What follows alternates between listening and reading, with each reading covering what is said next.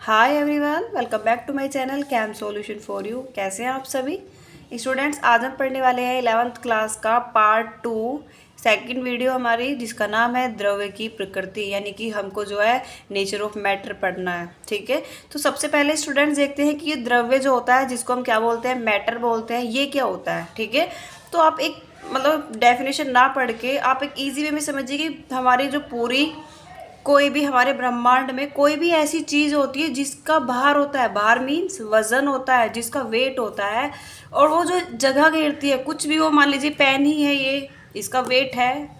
Okay, और ये जहाँ भी जाएगी वहाँ उतनी ही स्पेस को यो कवर करेगी। तो कोई भी चीज़ कुछ भी ले लीजिए, अगर वो स्पेस को घेरती है तो वो आपकी क्या होती है, मैटर होती है, मीन्स द्रव होती है। ठीक है, तो चलिए हम द्रव का एक बार वर्गीकरण पढ़ते हैं। यहाँ से आपको धीरे धीरे सभी चीज़ें अच्छे से समझ में आ जाएगी। देखिए मैंने यहाँ पर डेफिनेशन भी लिखी हुई है, कोई भी ऐसी वस्तु जिसका द्रव्यमान, द्रव्यमान मतलब भार होता है, या जो स्थान घेरती है, उसको बोलते हैं द्रव्य, मीन्स मैटर बोलते हैं। चाहे वो ठोस हो, द्रव हो, गैस हो। ठीक है, देखिए ठोस, अभी ये जो पेन की अगर मैं बात करूँ तो पेन ठोस है, द्रव है, या गैस है, यानी सॉलिड लिक्विड गैस में से क्या है, तो ये आपको पता है ठोस है। ठीक है, तो देखिए जहाँ भी डाल रही हूँ वहाँ पे स्पेस कवर कर रही है ये, और इसमें वेट भी है। अगर मैं द्रव की बात करूँ, मान लीजिए मैं कोई पानी लेती हूँ, अगर मैं पानी को भी कहीं पर डालूंगी, मैं जहाँ भी पानी डालूंगी वो भी तो स्पेस कवर करेगी। ठीक है, तो वो भी क्या होगी, हमारी मैटर होगी। और अगर गैस की बात करें तो आप बैलून ले लीजिए, बैलून के अंदर गैस होती है, या फिर बहुत सारे एग्जाम्पल्स है, तो वो भी तो स्पेस कवर करती है ना। तो ये सब चीज़ें क्या होती है, मैटर होती है। ठीक है, तो चलिए द्रव्य का थोड़ा सा वर्गीकरण देखते हैं, ताकि आपको इजीली सभी चीज़ें समझ में आ जाए। देखिए द्रव्य जो होता है वो बेसिकली दो पार्ट्स में बटा होता है। एक तो होता है आपका भौतिक वर्गीकरण,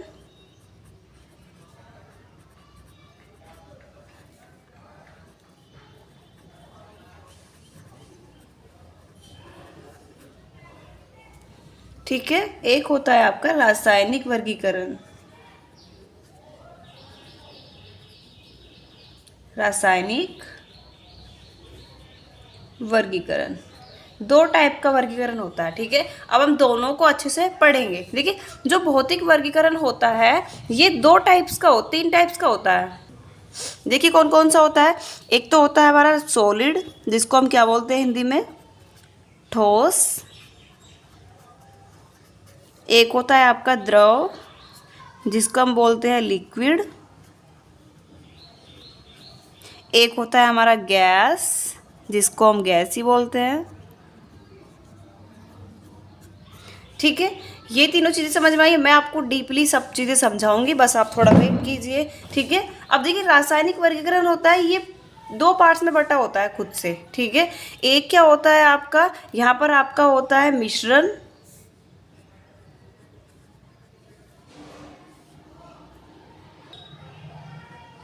और यहाँ पर आपका होता है एक शुद्ध पदार्थ। मिश्रण को हम क्या बोलते हैं, मिक्सचर बोलते हैं। मैं शॉर्ट में लिख देती हूँ यहाँ पर मिक्सचर। ओके, और जो शुद्ध पदार्थ होता है इसको हम बोलते हैं प्योर सब्सटेंस, प्योर सब्सटेंस। ठीक है, अब जो शुद्ध पदार्थ होते हैं ये भी दो टाइप्स के होते हैं, और जो मिश्रण होता है ये भी दो टाइप का होता है। ठीक है, अब देखिए शुद्ध पदार्थ में एक तो होता है आपका तत्व, एक होता है आपका यौगिक। ठीक है, तत्व को हम बोलते हैं एलिमेंट, यौगिक को हम बोलते हैं कंपाउंड। मैं आपको सभी चीज़ें डीपली समझाऊंगी, बस आप फिलहाल अभी क्लासिफिकेशन पर ध्यान दीजिए। मिश्रण जो होता है ये भी दो टाइप्स का होता है। एक होता है आपका समांगी मिश्रण,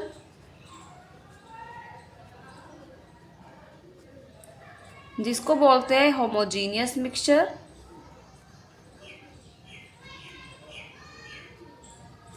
एक होता है आपका विषमांगी मिश्रण,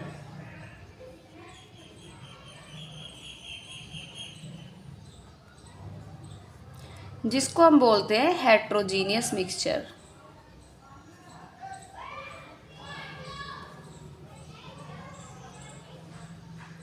ठीक है स्टूडेंट्स, यही बस हमको पढ़ना है, इसको आप ध्यान से देखिए, बहुत ही ईजी है, कुछ भी नहीं है इसमें। देखिए अब धीरे धीरे हम एक एक पॉइंट को अच्छे से पढ़ते चलते हैं, ठीक है।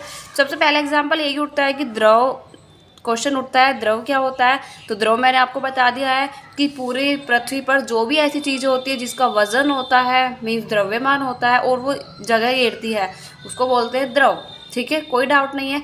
अब जो द्रव होता है वो दो टाइप्स में बटा होता है, भौतिक वर्गीकरण, रासायनिक वर्गीकरण। सबसे पहले भौतिक वर्गीकरण पढ़ते हैं। भौतिक वर्गीकरण के अंदर क्या होता है कि ये 3 टाइप्स के द्रव होते हैं हमारे, ठीक है। एक को बोलते हैं ठोस, एक को बोलते हैं द्रव, एक को बोलते हैं गैस। अब देखिए शॉर्ट में भी मैं आपको अगर आपको बताती हूँ तो ठोस क्या होता है, ये पेन क्या है, ठोस मीन्स जिसको हम तोड़ मोड़ नहीं सकते खुद से, या ये देखिए पेन है, क्या मैं इसको तोड़ दूंगी, ठीक है, या खुद से टूट जाएगा ये, नहीं ना, या फिर इसका साइज चेंज हो जाएगा, शेप चेंज, कुछ नहीं चेंज होगा। तो जिसका आकृति और आकार जो होता है, आयतन जो होता है वो फिक्स होता है, मीन्स चेंज नहीं कर सकते हम, तो वो आपका क्या होता है, ठोस होता है। द्रव की बात करें तो द्रव आपको पता है ना, लिक्विड, लिक्विड जो होता है, पानी ले लीजिए, दूध, शहद, बहुत सारी चीज़ें हैं, तो द्रव ये होता है। इनका जो होता है आयतन तो फिक्स होता है, लेकिन इनका जो आकार होता है वो अलग होता है, क्योंकि पानी को अगर आप थोड़ा डालोगे तो फैलता चला जाता है, ठीक है। तो उसका जो साइज है वो सेम तो नहीं रहेगा ना, आप इतने में डालोगे थोड़ी देर बाद में वो इतना हो जाएगा, ठीक है। फिर उसके बाद होता है गैस। गैस का स्टूडेंट्स ना तो आकृति फिक्स होती है, ना ही वॉल्यूम मीन्स आयतन फिक्स होता है, ठीक है।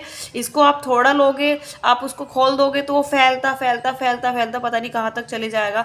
तो साइज और शेप, वॉल्यूम, सभी चीज़ें इसकी जो होती है वो अनिश्चित होती है, ठीक है, यानी कि बदलती रहती है।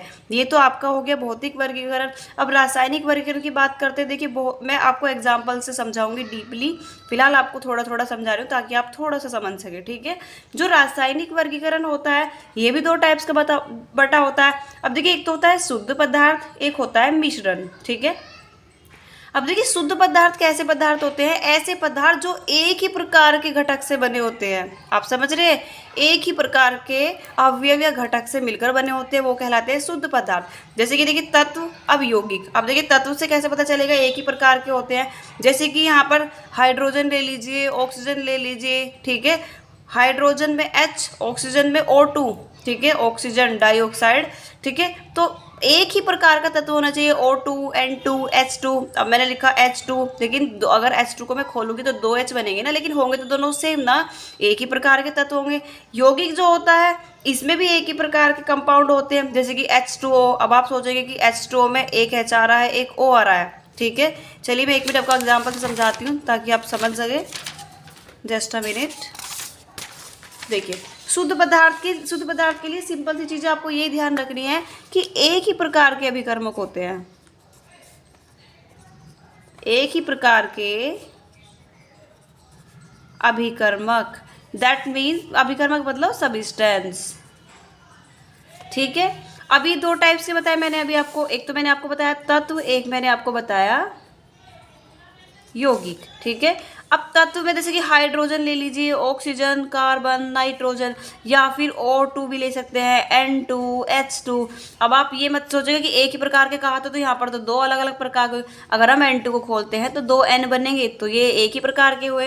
हाइड्रोजन को खोलेंगे तो 2 H बनेंगे, ये सेम प्रकार के हैं। तो यही होता है कि एक ही प्रकार के तो हुए यहाँ पर। ये यौगिक जो होते हैं इसमें एक ही प्रकार के कंपाउंड्स पाए जाते हैं। जैसे कि आप देखिए हाइड्रोजन ले लीजिए, वाटर ले लीजिए, या फिर अल्कोहल ले लीजिए, एसिटिक एसिड ले लीजिए, बहुत सारी चीज़ें ऐसी, CH3OH ले लीजिए को, ठीक है।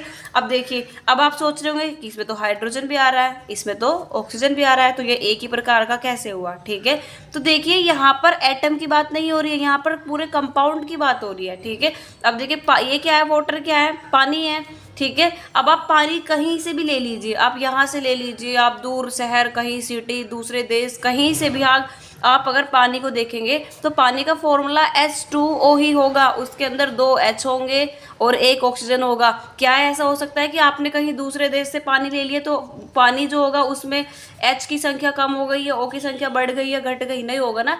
जो फॉर्मूला है वो वही रहेगा, जितने उसके अंदर हाइड्रोजन, ऑक्सीजन वगैरह है वो सब जितने थे उतने ही रहेंगे। इसका मतलब है कि इसमें बहुत, मतलब जो वाटर है सेम कंपाउंड है, एक ही प्रकार का कंपाउंड है। अब आप पानी ले लीजिए, आपने 1 गिलास पानी ले लिया, उसका फॉर्मूला क्या होगा H2O आपने आधा गिलास दो जगह कर दिया, तब भी तो वाटर वाटर रहेगा। उसको आपने 4 भागों में बांट दिया, 5 कितने भी भागों में बांट दीजिए, वो वाटर ही रहेगा। उसके अंदर 2 हाइड्रोजन और 1 ऑक्सीजन रहेगी ही रहेगी, चाहे आप कितना भी ले लीजिए। आप 1 बूंद पानी भी लेंगे, उसका फॉर्मूला भी H2O होगा, आप चेंज नहीं करेंगे, ठीक नहीं कर सकते।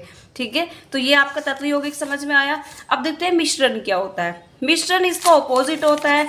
इसमें एक ही प्रकार के अभिकर्मक थे, इसमें एक नहीं होंगे, इसमें भिन्न भिन्न प्रकार के अभिकर्मक होंगे। आप इसे समझ सकते हैं, भिन्न भिन्न प्रकार के। ठीक है, जैसे देखिए 2 टाइप्स के होते हैं ये, समांगी मिश्रण, विषमांगी मिश्रण। अब देखिए समांगी मिश्रण को अच्छे से समझते हैं। समांगी मिश्रण कैसा मिश्रण होता है, पहले मैं आपको एक एग्जांपल से समझाती हूँ, एग्जांपल से ही आप इजीली समझ लेंगे। ठीक है, मैंने यहाँ पर कोई गिलास लिया, मैंने यहाँ पर 2 गिलास लिए। ठीक है, मैंने दोनों गिलास में पानी लिया, मैंने इसमें भी पानी लिया, मैंने इसमें भी पानी लिया। ठीक है, मैंने इसमें चीनी ऐड करी, चीनी को मैंने अच्छे से शेक किया, मैंने इसमें यहाँ पर रेत ऐड कर दिया।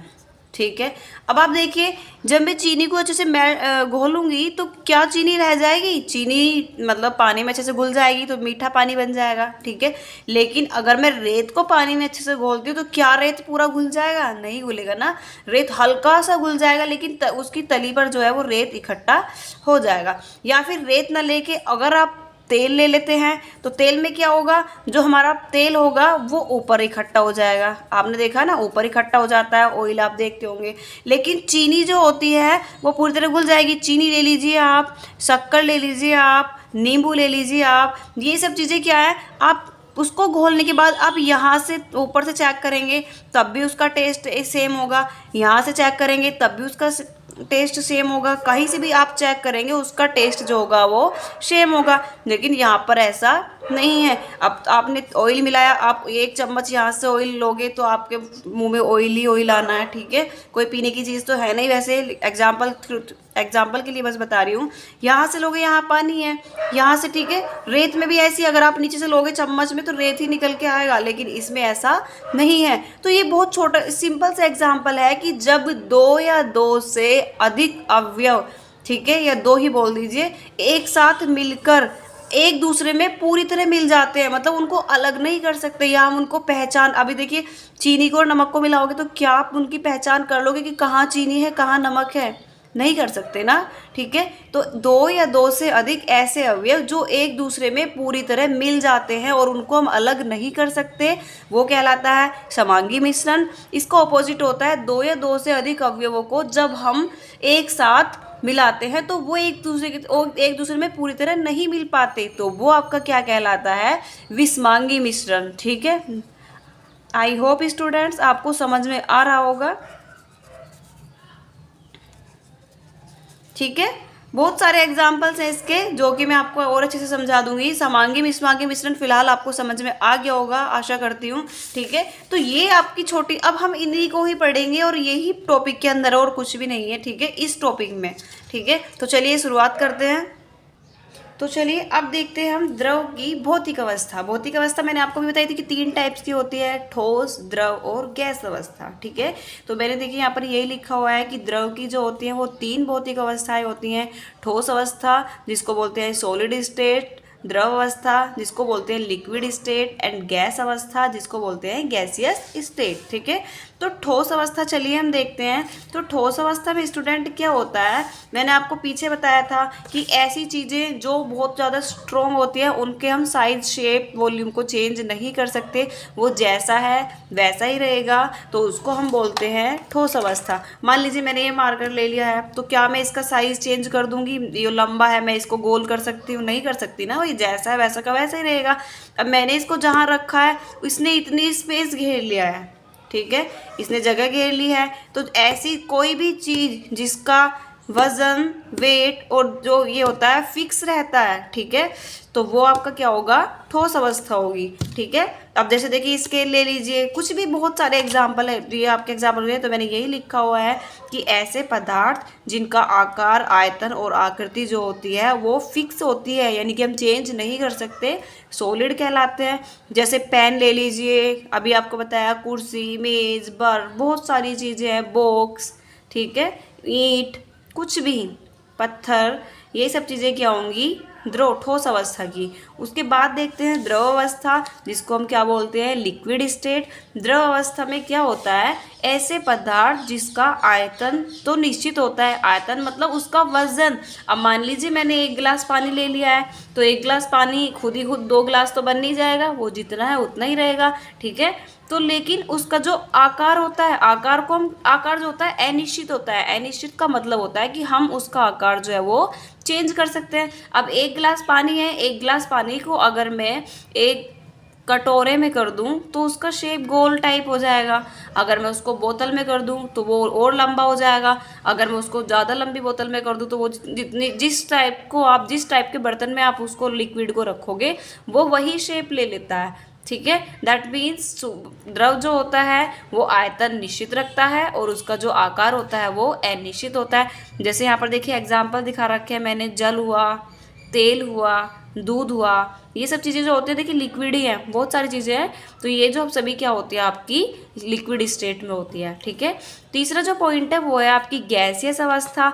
अब गैस अवस्था कैसी होती है, ये जो होती है ना तो इसका आयतन फिक्स होता है ना ही इसकी आकृति फिक्स होती है, ठीक है। अब देखिए जैसे गैस है, ठीक है, गैस को आपने थोड़ा सा लिया, उसको आपने खोल दिया तो वो आप देख सकते हैं पूरे ही जगह पर फैल जाती है, तो गैस का आकार बढ़ गया, ठीक है। और स्मेल तो उतनी ही आएगी ना, स्मेल भी आएगी। तो ये जो होती है ये कि आपकी गैसियस स्टेट होती है। यहाँ पर मैंने देखिए कुछ एग्जांपल्स भी दिखाए हैं ताकि आप थोड़ा अच्छे से समझ लें। देखिए ये ठोस अवस्था है, ये मैंने बर्फ़ है, ये बर्फ़ के टुकड़े हैं, तो ये जैसे हैं वैसे ही रहेंगे अगर इसको फिक्स टेम्परेचर पर रखा जाए, ठीक है। द्रव अवस्था की बात करें तो यहाँ पर देखिए पानी है, अब यहाँ पर एक बीकर है, इसको आप बोतल में करोगे तो और बढ़ जाएगा लंबा, बाउल में करोगे तो चौड़ा हो जाएगा, ठीक है। तो ये अपनी शेप चेंज करेगा लेकिन जितना है उतना ही रहेगा। आपने यहाँ पर मान लीजिए 100 ml लिया है, तो चाहे आप इसको किसी भी बर्तन में कर दो ये 100 ml ही रहेगा, ठीक है। तो कोई फ़र्क थोड़ी ना पड़ेगा इस पर, ठीक है। जबकि ये जो है ये तो इस पर तो कोई फर्क पड़ेगा ही नहीं, बर्फ है जैसी है वैसी की वैसी ही रहेगी, ठीक है। अब गैस अवस्था की बात करें तो मान लीजिए कि मैंने यहाँ पर कोई पानी लिया है, उसमें से यहाँ पर गैस निकल रही है, भाप निकल रही है, तो देखिए यहाँ पर इसका जो भाप है वो चेंज हो जाएगी, मतलब मैंने क्या कहा था, आयतन भी चेंज हो जाएगा। अब यहाँ पर आपने पानी लिया, पानी को आप हीट कर रहे हैं तो भाप के थ्रू पानी जो हो रहा है वो हाइड्रोजन बन के उड़ रहा है, तो पानी का जो क्या बोलते हैं आयतन है यानी कि वेट है वो कम हो जाएगा। आप 100 ml ले रहे हैं, कुछ टाइम के बाद में वो घटता घटता घटता घटता भाप के थ्रू निकलते रहेगा, घटता चला जाएगा, तो उसका जो होगा चेंज हो जाएगा। और ऐसे ही भाप है, गैस है, वो अगर आप थोड़ी सी भी छोड़ेंगे तो पूरे कमरे में फैल जाएगी। तो ये आपका क्या होता है, गैसीय अवस्था, ठीक है। आई होप स्टूडेंट्स आपको समझ में आई होगी ये सब चीज़ें, और मैं आपको एक बार डिफरेंसेस में समझा देती हूँ ताकि आप और अच्छे से समझ लें। देखिए स्टूडेंट्स, यहाँ पर मैंने कुछ डिफरेंसेस लिखे हैं ताकि आप यहाँ से अच्छे से और समझ लें। ठोस, द्रव और गैस में डिफरेंसेस देखिए। ठोस का मैंने अभी आपको पीछे बताया था कि आयतन और आकार दोनों जो होते हैं निश्चित होते हैं, उनको हम अपनी मर्जी से शेप नहीं दे सकते, उसका वजन कम नहीं कर सकते, ठीक है। तो ये सब क्या होती है आपकी ठोस होती हैं, जैसे मेज, लकड़ी, ठीक है। द्रव क्या होता है, द्रव का आयतन तो निश्चित होता है यानी कि उसका जो वजन है वो तो आपका फिक्स होगा, लेकिन उसका जो आकार है वो अनिश्चित होता है। मीन्स हम उसके आकार को जो है वो चेंज कर सकते हैं, जिस तरह के बर्तन में, पात्र में आप उसको रखोगे उसका जो शेप है वो उसी तरह से हो जाएगा। जैसे पानी ले लीजिए, दूध ले लीजिए, ठीक है ना। उसके बाद में गैस होती है, गैस का हम आयतन और आकार दोनों ही चेंज कर सकते हैं, यानी कि दोनों ही जो क्या होती हैं अनिश्चित होती है। अनिश्चित का मतलब है फिक्स नहीं रहती, ठीक है। आप उसको कैसा भी कर सकते हैं, जैसे हाइड्रोजन गैस ले लीजिए, कोई भी गैस ले लीजिए, वायु हो गई, ठीक है। तो ये सब चीज़ें क्या होंगी आपकी गैस होंगी। इसमें दूसरा डिफरेंस ये है कि ठोसों के अणुओं के बीच में जो अंतराण्विक स्थान होता है वो कम से कम होता है, ठीक है। देखिए जैसे एक एग्जांपल से आपको समझाती हूँ। आपने देखा ठोस इस तरह से मिले हुए होते हैं एक दूसरे से, इस तरह से ठोस के अंदर जो मॉलिक्यूल्स होते हैं वो एक दूसरे से बिल्कुल जुड़े हुए होते हैं। तो जब जुड़े होते हैं तो इनके बीच में जो स्थान होता है, आपने देखा इनके बीच में स्थान जो होता है वो बहुत कम होता है, ठीक है। तो यही बहुत कम क्या होता ही नहीं है। तो यही दिखा रखा कि ठोसों के बीच में जो, यहाँ पर थोड़ा मिस्टेक हो गया है, ठोसों के बीच जो अंतराण्विक स्थान होता है वो क्या होता है, ना के बराबर न्यूनतम होता है। जबकि द्रव जो होता है, अब द्रव में किस तरह के होते हैं, द्रव में थोड़ा सा आपके इस तरह से होते हैं, दूर दूर, ज़्यादा नहीं लेकिन दूर दूर होते हैं, थोड़ा थोड़ा सा इनके बीच में स्पेस आ जाता है। तो इसके अकॉर्डिंग तो ज़्यादा स्पेस होगा ना, तो यही दिखा रखा है कि द्रव के अणुओं के बीच जो होता है वो ठोस के अकॉर्डिंग ज़्यादा स्पेस होता है, ठोस के अकॉर्डिंग जो होता है वो ज़्यादा स्थान होता है, ठीक है। अगर हम गैस की बात करें तो गैस में बहुत ज़्यादा स्थान होता है। यहाँ पर आप एग्जाम देखिए, यहाँ पर देख सकते हैं आप, यहाँ पर देखिए दूर दूर है मॉलिक्यूल्स, ठीक है। तो इसमें जो होता है ज़्यादा स्थान होता है। अगर हम बात करें आकर्षण बल की, ठोस के अणुओं के बीच आकर्षण बल जो होता है वो ज़्यादा होता है, इसका ऑपोजिट है। देखिए अगर स्थान की बात करें तो बहुत कम है, लेकिन अगर अट्रैक्शन की बात करें तो देखिए मॉलिक्यूल्स आपस में कितने जुड़े हुए हैं, बहुत ज़्यादा पास पास है ना। तो यही कहा गया है कि ठोस के अणुओं के बीच में जो आकर्षण बल होता है वो बहुत अधिक होता है, मीन्स बहुत ज़्यादा पास पास होते हैं वो। आप देखिए यहाँ पर कितने पास पास है, ठीक है। द्रव के अणुओं के बीच जो आकर्षण बल होता है वो इसके अकॉर्डिंग थोड़ा कम होता है। अब देखिए यहाँ पर पास पास थे, यहाँ पर थोड़े थोड़े दूर हो गए हैं, तो इनके बीच जो आकर्षण बल होगा वो इसके अकॉर्डिंग कम ही होगा ना, ठीक है। फिर गैस देखते हैं, जो गैस के अणुओं के बीच में जो आकर्षण बल होता है वो न्यूनतम होता है। न्यूनतम मतलब बहुत कम होता है। देखिए कितनी दूर दूर है। अगर आप ठोस को देखें और गैस को देखें तो देखिए इसके कितने पास पास है और ये कितने दूर दूर है। तो इससे आपको डिफरेंस अच्छे से समझ में आ रहा होगा, ठीक है। नेक्स्ट देखिए, ठोस जो होते हैं वो ज़्यादा स्थायी होते हैं। अब देखिए स्टेबल तो होगा ही ये जितना ठोस है वो उतना ज़्यादा स्टेबल होगा। अगर मैं यहाँ पर ये रख रही हूँ तो ये अपनी जगह पर स्टेबल हो गया, ऐसा तो नहीं है कि हिल रहा है, बार बार हिलता जा रहा है, नहीं ना। अगर तुम एक जगह रख दोगे तो वो एक जगह रखा ही रहेगा, ठीक है। अब ऐसा तो नहीं है कि वो रख रहा है खुद ही हिल रहा है, नहीं ना। जो द्रव होते हैं वो ठोस की अपेक्षा कम स्थायी होते हैं, ठीक है। जबकि गैस जो होती हैं वो बहुत मतलब अस्थायी होते हैं या बहुत ज़्यादा कम होते हैं। अगर हम इनकी एनर्जी की बात करें तो इनके अंदर एनर्जी कम होती है। अब आपको पता है कोई भी चीज़ मैंने डाल दिया वो पड़ी है तो वो कोई रिएक्ट नहीं करेगी, जैसा है वैसा का वैसा पड़ा रहेगा। लेकिन जो द्रव जो होते हैं इनके बीच में एनर्जी जो होती है वो ठोस के अकॉर्डिंग थोड़ी ज़्यादा होती है। और गैस का तो आपको पता ही है, गैस आप हल्की सी लीक कर दीजिए वो सारे कमरे में जहाँ भी आप छोड़ोगे वहाँ पर वो फैल जाएगी। तो ये बहुत ज़्यादा एक्टिव होते हैं, ये उससे थोड़ा कम, ये बहुत कम या फिर ना के बराबर होते हैं, ठीक है। और अगर हम इनकी डेंसिटी मीन्स घनत्व की बात करें तो स्टूडेंट्स इनका जो घनत्व होता है वो बहुत ज़्यादा होता है।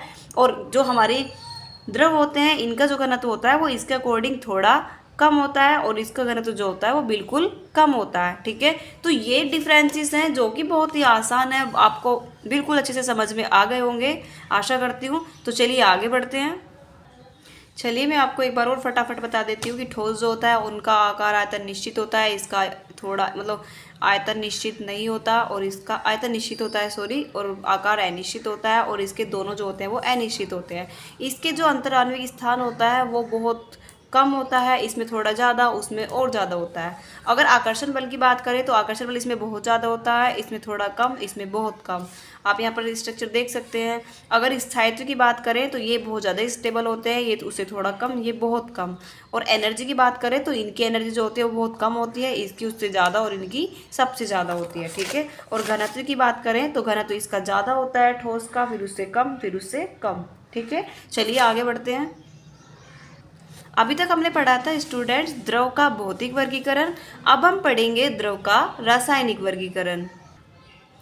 देखिए द्रव जो होता है उसके अगर हम रासायनिक वर्गीकरण की बात करें तो वो दो भागों में बटा होता है। मैंने आपको पीछे पढ़ाया हुआ है कि दो भाग कौन कौन से होते हैं, एक तो होता है शुद्ध पदार्थ, एक होता है मिश्रण, ठीक है। शुद्ध पदार्थों को मैंने क्या बताया था कि इसमें जो होते हैं एक ही प्रकार के कण होते हैं, एक ही प्रकार के अवयव होते हैं, ठीक है। तो मैंने यही डेफिनेशन में इसी तरह से लिखा हुआ है कि जब किसी पदार्थ के सभी संघट्ट कण यानी कि जो एटम्स होते हैं कुछ भी मान लीजिए आप, वो जो होते हैं एक ही प्रकार के होते हैं या इक्वल होते हैं तो उसको हम क्या बोलते हैं, शुद्ध पदार्थ बोलते हैं। जैसे एग्जाम्पल के लिए मैंने अभी आपको बताया था हाइड्रोजन ऑक्सीजन। अब यहाँ पर आप देखिए, अब ये जो शुद्ध पदार्थ होते हैं ये होते हैं दो टाइप्स के, एक होता है आपका तत्व, एक होता है आपका यौगिक। तत्व और यौगिक की हम डेफिनेशन यहाँ से देखिए अच्छे से पढ़ेंगे। अब देखिए तत्व क्या होते हैं, एलिमेंट्स बोलते हैं इनको। जब एक ही प्रकार के परमाणु मतलब एक ही जो प्रकार के परमाणु होते हैं उनको हम तत्व बोलते हैं, ठीक है। जैसे ऑक्सीजन, कार्बन, नाइट्रोजन, ये जो O2, H2 ये सब जो होते हैं एक ही प्रकार के तत्व होते हैं, मैं आपको पीछे बता चुकी हूँ। अब आप ये ना समझे कि यहाँ तो अलग अलग प्रकार के हैं। अगर आप ऑक्सीजन को खोलेंगे तो 2 ऑक्सीजन बनेंगी, तो दोनों ऑक्सीजन सेम है ना, तो एक ही प्रकार की ऑक्सीजन हो गई। इनको आपको खोलोगे तो सब सेम टाइप्स के होंगे, तो इसलिए आपके एक ही प्रकार के तत्व होंगे ये। अगर हम यौगिक की बात करें तो यहाँ पर आप देखिए, एक मैं एग्जाम्पल और लिख दूंगी यहाँ पर। देखिए भिन्न भिन्न प्रकार के परमाणु एक निश्चित अनुपात में संयुक्त होकर होंगे तो सेम, लेकिन भिन्न भिन्न प्रकार के परमाणु होंगे वो एक ही प्रकार के निश्चित अनुपात में संयुक्त होकर यौगिक बनाते हैं। जैसे देखिए H2O, ठीक है, यहाँ पर आप एसिडिक एसिड भी ले सकते हैं, ठीक है, यहाँ पर आप एथेनॉल भी ले सकते हैं, मेथेनॉल सॉरी, ठीक है। तो अब यहाँ पर देखिए, अब आप सोच रहे होंगे भाई इसमें तो एटम्स अलग हैं, इसमें भी एटम्स अलग है, कार्बन नाइट्रोजन, इसमें भी तीन चार टाइप के एटम्स है, तो फिर यो एक ही प्रकार के जो हमने अभी शुद्ध पदार्थ पढ़ा कैसे हो जाएगा। तो यहाँ से समझिए कि यहाँ पर हमको सिर्फ एटम नहीं देखना है, यहाँ पर हमें पूरे मॉलिक्यूल्स को, कंपाउंड को देखना है पूरे को। अब देखिए वाटर है, वाटर को आप चाहे 10, आपने 1 गिलास पानी लिया, चाहे आप उसको 10 भागों में बांट लीजिए, कितने भी भागों में बांट लीजिए, उसका फॉर्मूला वाटर ही रहेगा। उसमें 1 हाइड्रोजन 2 ऑक्सीजन ही रहेंगे, आप उसको चेंज नहीं कर सकते।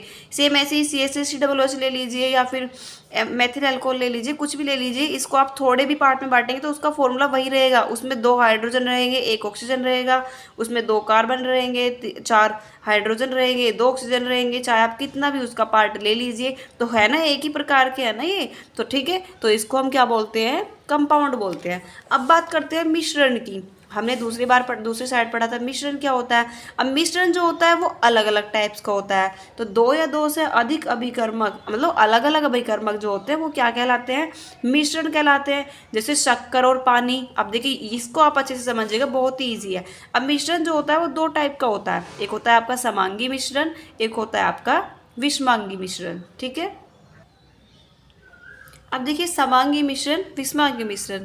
तो समांगी मिश्रण में मैंने आपको क्या बताया कि जब ऐसा मिश्रण जिसमें 2 या 2 से ज़्यादा जो कंपाउंड होते हैं वो एक दूसरे में पूरी तरह घुल जाते हैं, हम उनको ना तो अलग कर सकते हैं, ना हम उनको पहचान सकते हैं कि भाई ये क्या इसमें सोल्यूट था, क्या इसमें सोलवेंट था, सोल्वेंट आप समझते होंगे, ठीक है। ये सब चीज़ें हमें नहीं पता चलती, तो ये आपका क्या होता है, समांगी मिश्रण। जबकि जो विषमांगी मिश्रण होता है ये ऑपोजिट होता है, इसमें मतलब हम थोड़ा सा ही डालते हैं वो घुल जाता है, और इसमें क्या होता है, दोनों घटक जो होते हैं वो आपस में घुल तो जाते हैं लेकिन वो पूरी तरह से घुल नहीं पाते। अब क्या, आप कैसे समझाना चाह रही हूँ मैं आपको, देखिए एक एग्जांपल से समझा देती हूँ। मैंने आपको पीछे समझाया है लेकिन फिर से देख लीजिए। देखिए यहीं पर आप देख लीजिए, मैंने यहाँ कोई गिलास लिया, मैंने यहाँ पर कोई गिलास लिया, उसके अंदर मैंने पानी डाला। पानी डालने के बाद में मैंने इसमें चीनी मान लीजिए या शक्कर मान लीजिए या नींबू मान लीजिए, मैंने वो ऐड करके उसको अच्छे से मिलाया, ठीक है। मैंने इसमें तेल डाल दिया, ठीक है। तो मैं चाहे तेल को कितना भी उस पानी में मिलाऊंगी, वो तेल क्या होगा, उसकी ऊपर परत पर आकर चढ़ जाएगा। शक्कर चीनी को मैं कितना अच्छे तरह से मिलाऊंगी तो वो क्या होगा, वो सारे पानी में घुल जाएगा। अब सारे पानी में घुलने के बाद में चाहे आप उसका यहाँ से टेस्ट कर लीजिए, चाहे यहाँ से टेस्ट कर लीजिए, चाहे नीचे से टेस्ट कर लीजिए, उसका जो टेस्ट होगा वो इक्वल होगा, और ना ही आप पहचान सकते कि भाई कहाँ शक्कर है कहाँ पानी है। लेकिन जो रेत, आप पानी मिलाओगे तो देखिए, तेल मिलाओगे तो आपको दूर से ही आप बता सकते हो कि भाई यहाँ पर तेल इकट्ठा हो गया है, ये तेल है, ये पानी है, ठीक है। या आप रेत डालेंगे तो रेत नीचे इकट्ठा हो जाएगा, आप देख कर ही बता सकते हैं कि भाई नीचे रेत जमा हो गया, ऊपर ये।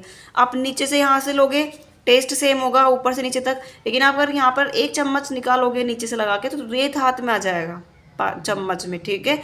और अगर ऊपर से लोगे आप, तेल डालते हैं तो तेल आपको पता चल जाएगा। तो समांगी मिश्रण जिसमें 2 या 2 से अधिक कंपोनेंट एक दूसरे के साथ इस तरह घुल जाते हैं कि हम उसको ना तो पहचान सकते हैं, ना ही हम उसको अलग कर सकते हैं, तो वो तो आपका होगा समांगी मिश्रण। विषमांगी मिश्रण कैसा होता है कि जब हम उसमें, जैसे देखिए एग्जाम्पल दिखाया हुआ है कि पानी में रेत मिलाया तो रेत मिलाने के बाद में वो नीचे बैठ जाएगा, या फिर पानी में तेल मिलाएंगे तो वो ऊपर आ जाएगा, या फिर आप, मतलब ऐसा नहीं है कि लिक्विड की बात हो, दाल में आपने देखा है दाल में कंकड़ होती है, ठीक है, तो दाल और कंकड़ का मिश्रण जो है उसको भी हम विषमांगी मिश्रण बोल सकते हैं।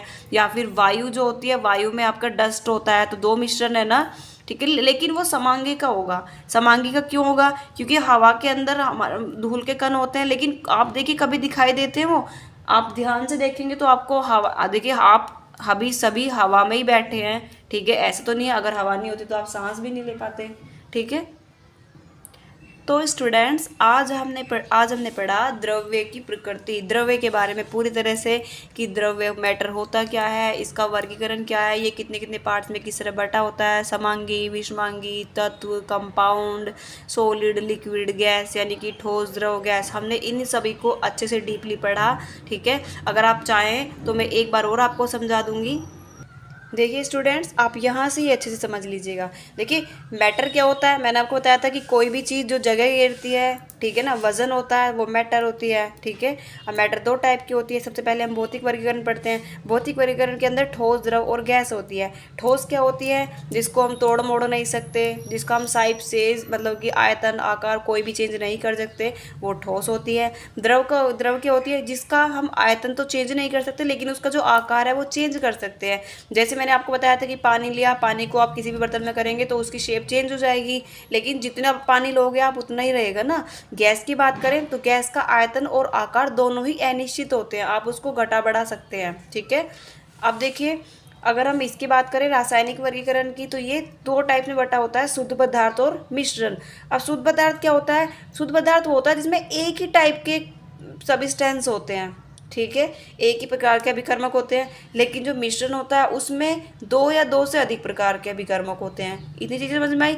अब देखिए शुद्ध पदार्थ जो होता है वो दो टाइप्स में बटा होता है, तत्व और यौगिक। सेम ऐसे ही मिश्रण जो होता है वो भी दो टाइप्स में बटा होता है, समांगी मिश्रण और विषमांगी मिश्रण। अब देखिए शुद्ध पदार्थ में जो तत्व होगा, जैसे कि हाइड्रोजन, ऑक्सीजन, देखिए सभी एक टाइप के, या फिर H2O2। ठीक है, H2O2 को अगर आप तोड़ोगे तो वो दो ही सेम टाइप में तो टूटेगा, तो इसमें ये होगा। यौगिक जो होता है इसमें भी सेम टाइप के होते हैं, इसमें देखिए जैसे H2O ले लिया, लेकिन यहाँ पर ध्यान दीजिएगा कंपाउंड की बात हो रही है। एलिमेंट का मतलब सिर्फ एक ही तत्व की बात होती है या उसके सेम तत्व की बात होती है, लेकिन जो कंपाउंड होता है, कंपाउंड के अंदर एक से ज़्यादा तत्व होते हैं, लेकिन कंपाउंड की बात करते हैं ना कि एक तत्व की। जैसे H2O, CH3COOH। ठीक है, तो हम इनको चाहे छोटे अमाउंट में देखें चाहे बड़ी अमाउंट में देखें, उनका फॉर्मूला हम चेंज नहीं कर सकते, जो होगा वही सेम रहेगा। ठीक है, चाहे आप कहीं से भी देख लीजिए, पानी है, पानी को आप चाहे अपने घर में ले लीजिए, चाहे बाहर देश कहीं भी किसी भी शहर में जाके देख लीजिए, पानी का फॉर्मूला वही रहेगा, पानी का फॉर्मूला चेंज नहीं होता। या फिर थोड़ा पानी ले लो, ज़्यादा पानी ले लो, H2O ही रहेगा, दो हाइड्रोजन एक ऑक्सीजन ही रहेगी। ठीक है, मिश्रण जो होता है वो भी दो टाइप का होता है, समांगी मिश्रण और विषमांगी मिश्रण। अब जो समांगी मिश्रण होता है, समांगी मिश्रण ऐसा मिश्रण होता है जिसमें दो कंपोनेंट एक दूसरे में इस तरह घुल जाते हैं कि हम उनको ना तो अलग कर सकते हैं ना हम उनको पहचान सकते हैं। ठीक है, लेकिन जो विषमांगी मिश्रण होता है वो ऐसा होता है, हम जब दो को आपस में मिलाएंगे तो हम वो पूरी तरह से घुलेगा नहीं।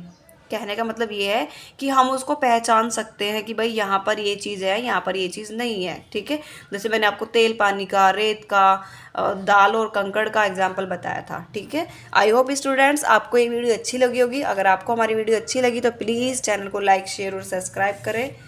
Thank you.